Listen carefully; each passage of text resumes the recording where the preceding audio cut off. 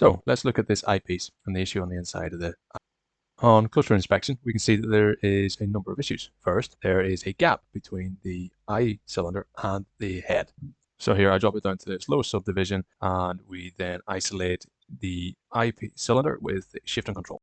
Now, using Control to activate the mask brush, we draw out a mask around the end loop of polygons. Press I and Control together to invert the mask selection.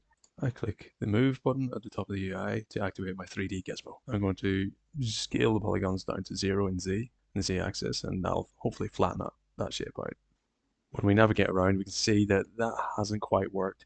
So we're going to switch our selection tool. So holding down Shift and Control, it brings up the brush menu. Now click on the selection box up here in the left-hand side and click this over to selection by lasso, not box. Moving my cursor over the edges of the polygons, you'll see they get highlighted white with the lasso tool selected. Now if we just click on one of these edges, then it allows us to select and hide loops of polygons. So I hide the polygon loops that I eventually will want to select and make them disappear.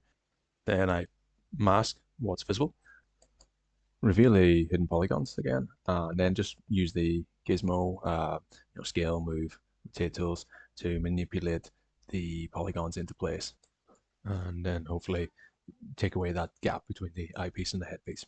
With that done, I'm just going to subdivide this up and have a look at it. So we can see here, the Boolean operation is working great. It's going to combine those two nicely, nice smooth shape, but we do have an issue with the eyepiece. We'll need to subdivide that up. We'll do that, and then we'll do the Boolean in the next